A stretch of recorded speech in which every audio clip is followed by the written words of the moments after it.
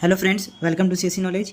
Guys, हम लोग शुरू करने जा रहे हैं हमारा लेक्चर 5 स्टैटिस्टिकल टेक्निक्स 2 का, जिसमें बेसिकली आज हम टी टेस्ट पढ़ेंगे। हम लोगों ने जेड टेस्ट को कम्प्लीटली ओवर कर लिया है। जब सिंगल पॉपुलेशन मतलब सिंगल सैंपल हो या फिर जब हमारा 2 सैंपल हो तब उसका कैसे जेड टेस्ट फाइंड करना है, कैसे जेड टेस्ट लगाना है, सारा प्रोसेस हमने देख लिया। अब हम शुरू करने जा रहे हैं अपना टी टेस्ट। जेड टेस्ट किस लिए था? आपके लार्ज सैंपल के लिए, जब आपकी एन की वैल्यू ग्रेटर देन 30 होता है। ठीक है, तो अब हम क्या करने जा रहे हैं? टी टेस्ट और एफ टेस्ट। तो इस लेक्चर में जो टी टेस्ट देखते हैं कॉन्सेप्ट इसका, टी टेस्ट कहता है टी टेस्ट लगेगा कब? सबसे पहले स्मॉल सैंपल के लिए। और स्मॉल सैंपल कब कहते हैं? जब n less than equal to 30 हो। ठीक है, तो अब आपको एक कन्फ्यूजन ये आ सकता है कि किस केस में हम टी टेस्ट यूज करेंगे, किस टेस्ट में, किस कंडीशन में हम एफ टेस्ट यूज करेंगे, क्योंकि दोनों कंडीशन किस चीज़ के लिए है? स्मॉल सैंपल के लिए है। तो अभी हम टी टेस्ट की बात करते हैं। तो हमें टी टेस्ट उस केस में लगाना है जब आप सैंपल के मीन को पॉपुलेशन के मीन से कंपेयर करते हैं, तो उस केस में आपका टी टेस्ट लगेगा। मतलब क्वेश्चन में आपको डायरेक्टली दिख जाएगा कि यहाँ पे टी टेस्ट अप्लाई होने वाला है। और एफ टेस्ट ऐसा है कि सिर्फ 2 वर्ड, जो मैं आपको आगे बताऊंगा पढ़ते वक्त, सिर्फ 2 वर्ड मैं आपको बताऊंगा, आप देख के एकदम तुरंत पता लग जाएगा आपको कि एफ टेस्ट इसमें लगेगा। तो इसके लिए आपको 1% भी कन्फ्यूजन नहीं होगा कि टी टेस्ट लगेगा कि एफ टेस्ट लगेगा। ठीक है, क्योंकि एफ टी टेस्ट अगर कन्फ्यूजन कहीं आ भी रहा है तो जब एफ टेस्ट का वो 2 वर्ड है ना, उसको बताने के बाद आपको कन्फ्यूजन ही नहीं होगा। ठीक है, अब बेसिकली यहाँ भी नहीं होना चाहिए, क्योंकि टी टेस्ट मैंने क्या बताया कि सैंपल के मीन को पॉपुलेशन के मीन से बस कंपेयर करना है। ये लिखा हुआ है, to test the significance of the difference between the mean of small sample and mean of the population. मतलब क्वेश्चन में क्लियरली लिखा होगा कि इस सैंपल के मीन और पॉपुलेशन के मीन से कंपेरिजन करना, क्लियरली क्वेश्चन लिखा होगा। इस क्वेश्चन करेंगे तो और क्लियर हो जाएगा। ठीक है, अब देखिए, अब है कि टी टेस्ट निकालने के लिए हमें कुछ फॉर्मूला भी तो चाहिए कि क्या फॉर्मूला रख के हम अपना टेस्ट स्टैटिस्टिक वाला जो पार्ट करते हैं उसका, जैसे जेड टेस्ट का X bar minus mu sigma upon root N था, और एक और था जब 2 सैंपल था, जेड का भी 2 फॉर्मूला था, तो यहाँ पर टी का भी 2 फॉर्मूला है। अब कंडीशन इसमें क्या है? सबसे पहले देखिए, when population is distributed normally and sigma is unknown then statistics. Sigma is unknown कहने का मतलब क्या है? किसी को भी सिग्मा पता नहीं है। तो जो टी का फॉर्मूला है, एक फ्रेंड्स एक बात याद रखिएगा कि स्मॉल सैंपल में sigma is never equals to s. ये दोनों बहुत ही डिफरेंस है किसमें? स्मॉल सैंपल में। तो जो टी टेस्ट का फॉर्मूला होता है, टी स्टैटिस्टिक्स का फॉर्मूला होता है, वो होता है x bar minus mu divided by s upon root n. वहाँ पे क्या था? सिग्मा था जेड में, याद करिए। यहाँ पे क्या आ जाएगा? एस आ जाएगा। यहाँ पे सिग्मा लिख सकते हैं? नहीं लिख सकते, दोनों सिमिलर नहीं होता है। Follows t distribution with n-1 degree of freedom. अब देखिए, ये क्या हुआ? t equals to x bar minus mu s upon root n. X क्या है आपका? सैंपल का क्या है? मीन है। म्यू क्या है? पॉपुलेशन का मीन है। एस क्या है आपका? स्टैंडर्ड डेविएशन है। ठीक है, और एन क्या है? सैंपल का साइज है। आपको ये चारों डिटेल पता चल गया कि क्या है। और अब यहाँ आप नया चीज़ देख रहे होंगे, with n-1 degree of freedom. ये चीज़ तो आपने जेड टेस्ट में भी नहीं देखा था। तो फ्रेंड्स, ये n-1 डिग्री ऑफ फ्रीडम इसलिए हम करते हैं क्योंकि हमें जेड में तो सिर्फ 4 वैल्यू देखना था। टेबलेटेड वैल्यू में, जेड टेबलेटेड में 5% और 1% पे क्या सिंगल टेल का 2 टेल का देखते थे ना, 5% पे 1.96 1.6 ऐसे करके वैल्यू था जेड टेस्ट के लिए। लेकिन यहाँ पे जो टी टेस्ट में है वो ढेर सारा वैल्यूज आपको देखना पड़ेगा, तो उतना याद करना पॉसिबल नहीं है, उतना लिखना पॉसिबल नहीं है। इसीलिए हम n-1 डिग्री ऑफ फ्रीडम से क्या करते हैं? कंपेयर करते हैं 0.0। जैसे एक टेबल आएगा, एक तरफ रहेगा, ये 2 टेल के लिए रहता है। ध्यान से समझिए मैं क्या बोल रहा हूँ कि एक टेबल रहता है जिसमें टेबलेटेड वैल्यू, आप डिग्री ऑफ फ्रीडम एक तरफ रहेगा और एक तरफ 0.05 या फिर 5% 1% जो भी वैल्यू रहेगा ना, वो आपका टेबलेटेड वैल्यू रहेगा। ये आपके पास एक चार्ट होगा, आपके बुक में होगा। अगर बुक में नहीं है तो मैं यहाँ रखूँगा, स्क्रीनशॉट ले लीजिएगा। उसके लिए टेंशन नहीं, आपको समझ में आएगा जब क्वेश्चन करेंगे। अभी नहीं भी आ रहा है तो यहाँ पर कोई दिक्कत नहीं है। बस ये समझिए कि n-1 डिग्री ऑफ फ्रीडम होता है। बस यहाँ पे यही समझ लीजिए, डिग्री ऑफ फ्रीडम अगर आपसे हम पूछे क्या होता है तो बोलिएगा n-1। n क्या है? सैंपल का साइज। सैंपल का साइज अगर मान लीजिए 10 है, तो अगर आपसे डिग्री ऑफ फ्रीडम हम पूछे कि डिग्री ऑफ फ्रीडम क्या होगा, तो आप बोलेंगे 10 - 1 विच इज इक्वल टू 9। ये हो गया डिग्री ऑफ फ्रीडम। बस यहाँ पे ही सीखिए। अब यहाँ पे एक और कंडीशन आता है कि ये जो एस आ रहा है, ये एस निकलेगा कैसे? स्टैंडर्ड डेविएशन निकलेगा कैसे? तो यहाँ पे मैंने सिंपल सा फॉर्मूला लिख दिया है कि जब आपका एस स्टैंडर्ड डेविएशन गिवन नहीं है तो डायरेक्टली आपको एस पहले फाइंड करना होगा जो डेटा आपके क्वेश्चन में गिवन रहेगा। मैं क्वेश्चन करूँगा, 100% समझ में आ जाएगा आपको। देखिए, बस ये समझिए कि एस इक्वल टू क्या हो जाएगा? Root over summation x i minus x bar का होल स्क्वायर अपॉन n-1। ठीक है फ्रेंड्स, ये आपका फॉर्मूला है, ये आपको याद करना ही करना है। फ्रेंड्स, एक बात याद रखिए कि आपको चाहे कितना भी हो जाए, आप फॉर्मूला आपको याद करना ही पड़ेगा। फ्रेंड्स, आप सबसे पहले ये करिए कि एक चार्ट लीजिए, एक पेपर लीजिए या फिर एक पेज लिखिए, एक जगह फॉर्मूला लिखना शुरू करिए। जैसे कि जेड टेस्ट में आपका 2 फॉर्मूला है, एक 1 सैंपल के लिए, एक 2 सैंपल के लिए, उसको लिख लीजिए। उसके बाद एक पेज में रहेगा तो सही रहेगा। उसके बाद टी टेस्ट में जैसे जैसे आपको फॉर्मूला आते आ रहा है, एक पेज में आप मेंशन करते जाइए, ताकि जब आप फॉर्मूलाज को रिवाइज करें तो आपके माइंड में एकदम देखते ही समझ में आ जाए कि हाँ, ये चीज़ का, ये चीज़ का, ये चीज़ का है। ठीक है ना? तो यहाँ पे जो एस हो गया स्टैंडर्ड डेविएशन हो गया किसका, सैंपल का, या ये एस निकालने के लिए ताकि हम इस फॉर्मूला पे रख सके। ये किस चीज़ का फॉर्मूला था, जब आपका एस गिवन नहीं है तब। अब दूसरा क्या हो जाएगा, if standard deviation S of a sample is given, मतलब जब आपको ये एस दिया हुआ रहेगा तब न्यू फॉर्मूला क्या बनेगा, एकदम सेम रहेगा, कुछ नहीं होगा, बस यहाँ एन की जगह एन माइनस वन आ जाएगा। टी इक्वल्स टू, देखिए क्या आ जाएगा, X bar minus mu upon S bar upon root under N minus one. ये आ गया आपका टी का वैल्यू कब, जब आपका एस गिवन हो सिंपली। अगर एस गिवन नहीं है तो ये वाला फॉर्मूला, इसे आप एस फाइंड करेंगे, उसके बाद इस पर पुट करेंगे। जब आपका सैंपल स्टैंडर्ड डेविएशन गिवन है तो डायरेक्टली आप ये वैल्यू रखेंगे। तो यहाँ पे आपको टी का 2 वैल्यू मिला, ठीक है। बेसिकली फ्रेंड्स हम लोग क्या करते हैं, ये जो मैंने आपको n-1 डिग्री ऑफ फ्रीडम बताया, इसको कंपेयर करते हैं हम लेवल ऑफ सिग्निफिकेंस से। मतलब होता है ना 1%, 5%, 6%, कुछ भी दिया हो, ठीक है ना, वो आपको टेबल में गिवन रहेगा, तो उससे कंपेयर कर देंगे और देखेंगे कि टैबुलेटेड वैल्यू कैलकुलेटेड वैल्यू से बड़ा है, छोटा है या फिर बराबर है, ठीक है। और वो जो भी आप टेबल देखिएगा वो टू टेल के लिए होता है, ठीक है, जिसमें आपको क्लैरिफिकेशन, टू टेल क्या था फिर से बता दूं कि क्लैरिफिकेशन नहीं होता है कि हमारा वैल्यू ग्रेटर है पॉपुलेशन या सैंपल का मीन से या फिर स्मॉलर है, ठीक है ना। स्मॉलर ग्रेटर ये वर्ड अगर नहीं आ रहा है इसका मतलब टू टेल है, एकदम सिंपल से याद रखिए। तो ये था आपका टी टेस्ट का सारा कॉन्सेप्ट। तो अब हम लोग इस पे बेस्ड क्वेश्चन करेंगे। टी टेस्ट के लिए याद रखिएगा, टी टेस्ट में फिर से आपको बता दूं बेसिकली करते क्या है, ये स्मॉल सैंपल के लिए होता है जिसमें एन की वैल्यू लेस देन इक्वल टू 30 होना चाहिए। और टी टेस्ट में हम क्या करते हैं, सैंपल के मीन को कंपेयर करते हैं पॉपुलेशन के मीन से, मतलब मीन होगा इसमें। और एफ टेस्ट में आगे जब पढ़ेंगे तो उसमें बताएंगे। चलिए अब आगे देखते हैं हम अपना क्वेश्चन फ्रेंड्स। तो चलिए ये हमारा क्वेश्चन है, देखिए आपको कैच करना है कि कैसे। देखिए क्वेश्चन तो आपको एग्जाम में आएगा, तो ये तो अभी आप टी टेस्ट पढ़ रहे हैं तो आपको समझ में आ रहा है कि ये क्वेश्चन टी टेस्ट का ही होगा, लेकिन जब सडनली आपके एग्जाम में क्वेश्चन आएगा तो आपको कैसे कैच करना है कि ये हमारा टी टेस्ट लगेगा, एफ टेस्ट लगेगा, जेड टेस्ट लगेगा, ठीक है। तो सबसे पहले क्लैरिफिकेशन, एन आपका सबसे पहले एन को देखिए कि एन क्या दिया हुआ है, तो यहाँ पढ़िए क्वेश्चन को, उसके बाद आपको सारे डिटेल एक्सप्लेन करते हैं। The 9 items of a sample have the following values. ये 9 आइटम्स है, सैंपल 9 आइटम का लिया गया है, जहाँ पे आपको वैल्यू ये दिया हुआ है x equal to 45, 47, 50 and 53 up to 51, ठीक है। अब क्या कहता है, does the mean of these values differ significantly from the assume mean 47.5। कितना सिंपल आपको समझ में आ गया होगा कि ये आपका टी टेस्ट का है, क्योंकि यहाँ बात किसका हो रहा है, मीन का हो रहा है, मीन टू मीन। अब आप बोलेंगे कि मीन का बात हो रहा है तो हम कैसे मान लें कि ये आपका टी टेस्ट ही लगेगा। टी टेस्ट आपको मैंने बताया कि मीन की बात हो तो टी टेस्ट ही लगेगा, लेकिन टी टेस्ट लगने का कंडीशन क्या है कि एन की वैल्यू लेस देन इक्वल टू 30 होना चाहिए, ठीक है ना। तो यहाँ पे वैल्यू कितना है, 9 आइटम्स, 9 ही सैंपल का वैल्यू कितना है, साइज कितना है, 9 है। इट मीन्स आपको समझ में आ गया कि ये स्मॉल सैंपल है। स्मॉल सैंपल के बाद अब 2 कंडीशन आया, एक आया टी टेस्ट, एक आया एफ टेस्ट। टी टेस्ट क्या कहता है कि मीन का कंपेरिजन करिए सैंपल का उसके पॉपुलेशन के मीन से, अगर ऐसा आता है तो वहाँ पे टी टेस्ट लगा दीजिए, ठीक है। तो यहाँ पे आपको क्लियरली दिख रहा है कि मीन ऑफ दीज वैल्यूज कहने का मतलब क्या, दीज वैल्यूज यानी जो सैंपल दिया हुआ है इस वैल्यू का मीन क्या डिफर है significantly from the assume mean. Assume mean मतलब क्या, 47.5 क्या मतलब पॉपुलेशन के मीन से। चलिए आपको ध्यान से समझिए। तो अब हमें करना क्या है, टी टेस्ट लगाना है, जिसका पर्पस ये देखना है कि गिवन सैंपल का मीन, जो गिवन सैंपल का मीन है क्या वो एज्यूम पॉपुलेशन के मीन से सिग्निफिकेंटली डिफरेंट है या नहीं, हमें यही चेक करना है। तो इसमें भी कुछ नहीं, बस सेम प्रोसेस आपको करना है। सबसे पहले क्या करना होगा, आपको एच नोट को एक्सप्लेन करना होगा। इन सभी से पहले हम क्या करेंगे, पहले गिवन लिख लेंगे, एन इक्वल्स टू कितना है, सबसे पहले आपको गिवन लिखने आना चाहिए फ्रेंड्स, एन इक्वल्स टू 9 है, ठीक है। अब आपको फॉर्मूला कौन सा लगेगा ये आपको आना चाहिए। फॉर्मूला आपका इसके अलावा तो कुछ गिवन नहीं है, बस एक्स का वैल्यू दे दिया है, मतलब जो सैंपल है कि इसका क्या वैल्यू, इसका क्या वैल्यू, इसका क्या वैल्यू है। तो फ्रेंड्स सबसे पहले आपके माइंड में टी, अब तो ये तो श्योर हो गया ना कि टी टेस्ट लगाना है। तो टी टेस्ट में भी मैंने आपको 2 फॉर्मूला बताया, एक तब जब आपका एस गिवन हो, एक तब जब आपका एस गिवन नहीं है। तो इसमें तो एस गिवन नहीं है, तो जब हमारा एस गिवन नहीं होता है तो फॉर्मूला कौन सा लगता है, ये वाला लगता है। और ये वाला कौन सा फॉर्मूला है, if standard deviation S of a sample is given. तो क्या आपको एस गिवन है इस क्वेश्चन में, नहीं है, तो फॉर्मूला कौन सा लगेगा जब आपको गिवन नहीं है। तो एक तरफ आप फॉर्मूला लिख लीजिए, मैं आपको सॉल्व नहीं कर रहा हूँ, मैं आपको बता रहा हूँ कि कैसे आपको सॉल्व करना है। तो टी का वैल्यू क्या हो जाएगा, यहाँ पे फॉर्मूला कौन सा, ये माइंड में रखना है, x bar minus mu s upon root under n, ये फॉर्मूला लगेगा, ये आपको श्योरिटी हो गया। अब इसके लिए आपको क्या करना करता है, एस फाइंड करना पड़ता है, क्योंकि गिवन नहीं है तभी तो ये वाला फॉर्मूला लगा रहे हैं, एस गिवन नहीं है तो एस निकालने का फॉर्मूला क्या था हमारा, ये था root under summation x i minus x bar का whole square upon n minus one. ये है आपका स्टैंडर्ड डेविएशन निकालने का फॉर्मूला, जब ये फॉर्मूला लगाते हैं जब आपका एस गिवन नहीं हो, जब एन माइनस वन नहीं करते हैं, क्योंकि आपका इसमें एस गिवन नहीं है। एस गिवन होता तो यहाँ एन माइनस वन कर देते, डायरेक्ट वैल्यू रख देते, लेकिन हमें यही पार्ट कैलकुलेट करना पड़ेगा। इसके लिए एस को कैलकुलेट करने के लिए पहले ये सब पार्ट सॉल्व कर लेते हैं, ठीक है फ्रेंड्स। तो क्या हमें आता है एक्स माइनस एक्स बार निकालना, जब आपका एक्स दिया हुआ है तो सबसे पहला काम क्या होगा हमारा, एक्स बार फाइंड करना। एन दिया, एन तो 9 दिया हुआ है, तो आपका एक्स डाटा लिख लीजिए, क्या है एक्स, क्या है आपका 45, एकदम ध्यान से देखिए, 47, 50, 52, 48, 47, 49, 53 एंड 51।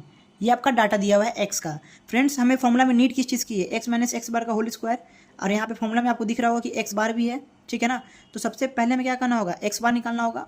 एक्स बार का फॉर्मूला आपको पता है अच्छे से, एक्स बार का, इसमें फ्रीक्वेंसी तो गिवन है नहीं, तो एक्स बार का फॉर्मूला डायरेक्टली क्या हो जाएगा, समेशन, याद करिए क्या हो जाएगा, समेशन एक्स अपॉन एन, जितना आपका साइज है सैंपल का। तो समेशन एक्स आपको करना पड़ेगा, मतलब इस एक्स की जितना है सबको जोड़ दीजिए तो आपका क्या निकल जाएगा, समेशन एक्स निकल जाएगा। और इसका वैल्यू कितना आएगा जब आप जोड़िएगा तो 442 आएगा। फ्रेंड्स आपको कैलकुलेटर से करना है, खुद से नहीं करना है, एग्जाम में भी आपको कैलकुलेटर क्या रहेगा, अलाउ रहेगा। तो ये क्या हो गया आपका, समेशन एक्स निकल गया। तो क्या आप अब एक्स बार निकाल सकते हैं, बिल्कुल निकाल सकते हैं। एक्स बार का समेशन कितना आ गया आपका 442 आ गया, अपॉन एन का साइज कितना है, सैंपल का साइज कितना है 9 है, तो यहाँ पे 9 से डिवाइड करिए, यानी आपका जब कैलकुलेट करेंगे तो आ जाएगा 49.1, इसको इससे कट करेंगे तो ये आ गया आपका क्या, एक्स बार। फ्रेंड्स जब एक्स बार आ गया तो क्या हम एक्स माइनस एक्स बार नहीं निकाल सकते हैं, जो हमें फॉर्मूला में नीड है, एक्स माइनस एक्स बार पहले निकालेंगे, उसके बाद क्या करेंगे, इसका स्क्वायर कर देंगे। तो पहले यहाँ पे एक्स बार का एक चार्ट लिखना होगा, इसको कट करिए, आप यहाँ पे क्या करिए, एक्स माइनस एक्स बार लिखिए। एक्स बार तो हमने कैलकुलेट कर लिया ना 49.1, तो ये एक्स बार हो गया। अब हमें डेटा किसका चाहिए, x i minus x bar का होल स्क्वायर, इट मीन्स कि इसको हटाइए, ये x i minus x bar का होल स्क्वायर, हमें ये वैल्यू चाहिए, ये चाहिए ना फॉर्मूला के अकॉर्डिंग। एक्स बार तो हमने कैलकुलेट कर लिया। फ्रेंड्स तो देखिए 45 में से क्या करेंगे हम, एक्स बार एक एक करके सब में से एक्स बार घटाएंगे और उसको स्क्वायर कर देंगे। मतलब करना क्या, ये देखिए 45 है, 45 लिखिए, ये हो गया हमारा x1, ठीक है। अब यहाँ पे क्या है, एक्स बार है, तो एक्स बार की वैल्यू क्या है 49.1, माइनस करिए कितना 49.1, ये हो गया। उसके बाद क्या करेंगे, उसका होल स्क्वायर कर देंगे, ये वैल्यू आपका आ जाएगा यहाँ पे, और ये वैल्यू कितना आएगा 16.89। ये आपको खुद से नहीं करना है, कैलकुलेटर से करना है। अगर आपको जो भी पोर्शन में कैलकुलेटर का यूज़ आपको सीखना हो तो आप मुझे कमेंट सेक्शन में तुरंत बताएंगे कि कैलकुलेटर का यूज़ करिए, कैलकुलेटर का यूज़ करके बताइए, क्योंकि मैं ये सब करा चुका हूँ ऑलरेडी यूनिट 1 में अच्छे से कैलकुलेटर का यूज़ करके। तो आप चाहे तो वहाँ से देख सकते हैं, नहीं तो बोलिएगा तो कमेंट सेक्शन में मैं करके दिखाऊंगा वीडियोज़ में। दूसरा क्या है, सिमिलरली आपको क्या करना है, 47 माइनस मीन जो है उसको घटाइए, 49.1 का होल स्क्वायर कर दीजिए, तो ये वैल्यू आ जाएगा कितना 4.45। सिमिलरली फ्रेंड्स अब मैं आप लिख देता हूँ, आप समझ में आ गया कि कैसे करना है, तो मैं डायरेक्ट वैल्यूज लिख देता हूँ। इसका वैल्यू आएगा 0.79, 8.35, ये सब मैंने कैलकुलेटर से कैलकुलेट किया हुआ है, ठीक है। 1.23, 4.45, 0.01, 15.13, 3.57, ये हो गया आपका x i minus x bar का होल स्क्वायर का सबका, इसका इससे घटाया, मीन घटाया स्क्वायर किया, इससे मीन घटाया स्क्वायर किया, जो हमें वैल्यू फार्मूला के अकॉर्डिंग नीड थी। तो ये वैल्यू कितना आ जाएगा जब आप इसको टोटल सम करिएगा तो 54.87 आएगा। फ्रेंड्स ये हो गया आपका summation of x i minus x bar का होल स्क्वायर, यही तो मैंने निकाला, x i minus x bar का होल स्क्वायर सब एक एक करके निकाल लिया, फिर सबको जोड़ दिया तो ये समेशन निकल गया। समेशन इसका कितना है 54.87। तो क्या आप यहाँ से एस निकाल सकते हैं, अब बिल्कुल निकाल सकते हैं। कैसे निकाल सकते हैं, एस इक्वल टू आप लिखेंगे summation x i minus x bar का स्क्वायर कितना आया 54.87 आया, n-1 कितना आपका डिग्री ऑफ फ्रीडम, या फिर आप कह सकते हैं n आपका 9 है तो -1 कर दीजिए तो कितना हो जाएगा 8 हो जाएगा। और जब आप इसको सॉल्व करेंगे कैलकुलेटर से तो इसका वैल्यू क्या आ जाएगा 2.619, ये आपका s निकल गया। फ्रेंड्स कितना सिंपल है, समझ रहे हैं ना फ्रेंड्स। अब हमने ये वैल्यूज़ क्यों निकाला, क्योंकि जब हम अपना टेस्ट स्टैटिस्टिक्स वाला पार्ट में जाएंगे तो हम यही वैल्यू तो टी का रखेंगे, क्योंकि एस गिवन नहीं था तो यही वैल्यू तो रखेंगे, x bar minus mu s upon root n, इसलिए हमने एस कैलकुलेट कर लिया ऑलरेडी इस सब वैल्यू से। अब वही सिंपल था, जैसे आप सॉल्व करते आ रहे हैं वैसे सॉल्व करते जाइए। सबसे पहले क्या नल हाइपोथेसिस को एक्सप्लेन करिए, कहिए कि जो एच नॉट है that is mu equals to 47.5 होगा, मतलब दोनों में कोई अंतर नहीं आएगा। किसमें, sample mean is equal to population mean, सीधा कह दीजिए क्या sample mean is equal to population mean, यही तो कह रहे हैं। ये तो सैंपल का मीन जो है वो किसके इक्वल होगा, पॉपुलेशन के मीन के। पॉपुलेशन का मीन यही तो है 47.5 एज्यूम किया हुआ, ठीक है फ्रेंड्स। या फिर आप चाहें तो जो कॉमन लैंग्वेज लिखते आ रहे हैं there is no significant difference between the sample and population mean, ये भी लिख सकते हैं, ठीक है। वही जो आप रटे रटाए हैं। H1 इक्वल्स टू क्या हो जाएगा यहाँ पे हो जाएगा म्यू, अगर ये बोलता है म्यू इक्वल्स टू 47.5 मतलब सैंपल का मीन एज्यूम का मीन के बराबर होगा, तो ये क्या कहेगा कि नहीं होगा, कुछ चेंजिंग आएगा, there is significant difference.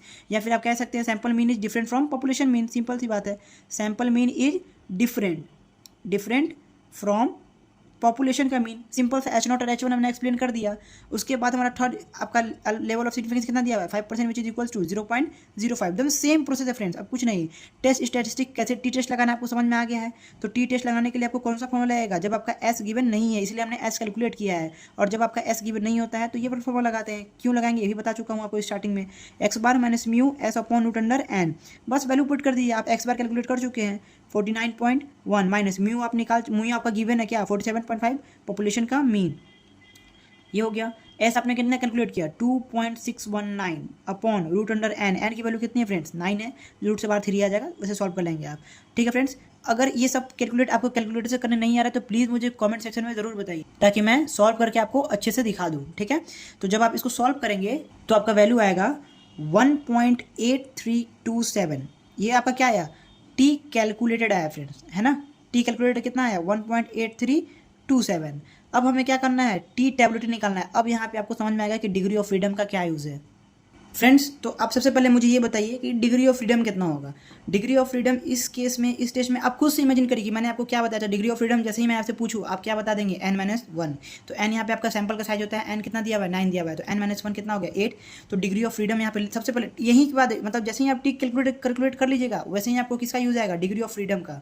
Degree of freedom यहाँ पे कितना है 8 है, n-1 which is equal to 8 है ना। तो अब इसका क्या यूज़ है, इसका यूज़ ये है कि एक जो टेबल वैल्यू है, मैं भी आपको दिखा रहा हूँ, टेबल वैल्यू में आपको क्या करना पड़ेगा डिग्री ऑफ फ्रीडम 8 और लेवल ऑफ सिग्निफिकेंस कितना जितना दिया रहेगा उस दोनों को मैच करेंगे, उस दोनों को मैच करेंगे और देखेंगे कि टी टैबलेटेड की वैल्यू क्या है। जैसे कि सपोज करिए करते क्या है, देखिए याद करिए फ्रेंड्स, बचपन में पढ़ा होगा कि 2 4 लोकेट करने के लिए ग्राफ में, तो 2 क्या होता था एक्स का होता था ना 2, और ये 4 वाई का। तो यहाँ पे इधर जाते थे, ये इधर जाते थे और देखते थे ये जो वैल्यू है ये आपका सॉल्यूशन मिलता था। तो फ्रेंड्स वही काम इसमें भी करेंगे, एक तरफ रहेगा लेवल ऑफ सिग्निफिकेंस और एक तरफ रहेगा डिग्री ऑफ फ्रीडम। ठीक है, एक तरफ डिग्री ऑफ फ्रीडम, एक तरफ रहेगा लेवल ऑफ सिग्निफिकेंस, वहाँ से वैल्यू उठा लेंगे। डिग्री ऑफ फ्रीडम कितना है 8 और लेवल ऑफ सिग्निफिकेंस कितना बोल रहा है 5%। फ्रेंड्स अभी आई थिंक आप इसका स्क्रीनशॉट ले लीजिए।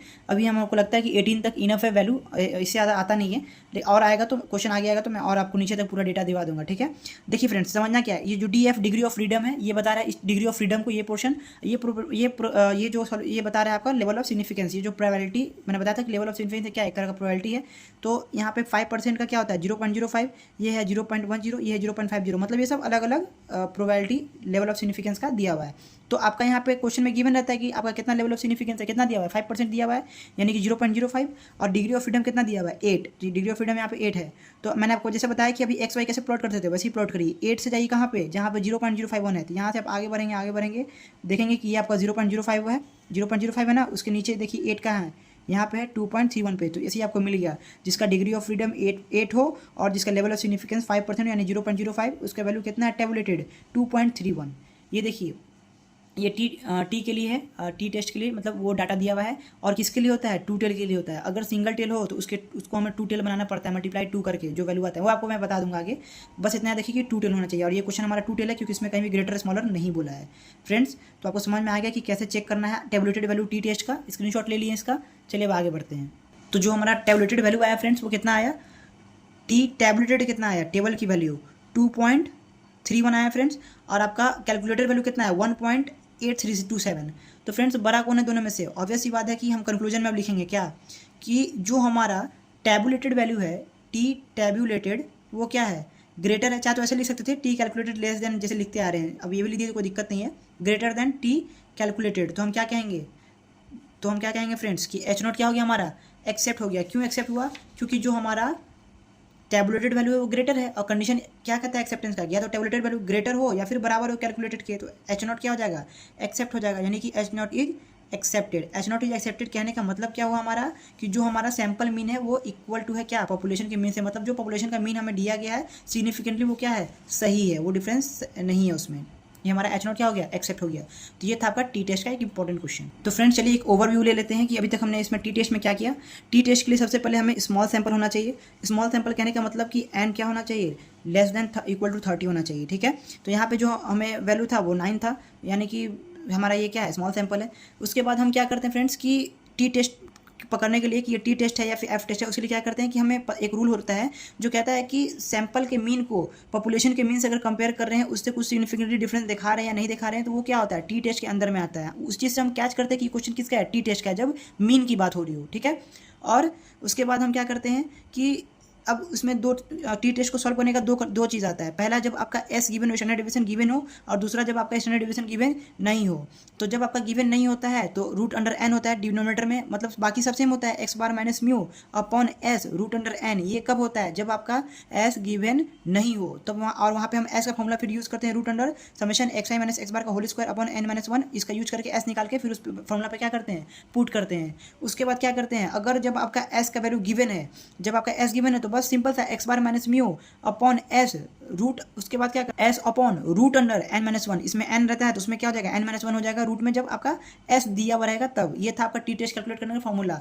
तो मैंने एक क्वेश्चन लिया जिसमें 9 आइटम्स से सैंपल्स आपको दिए हुए थे, 9 आइटम्स के।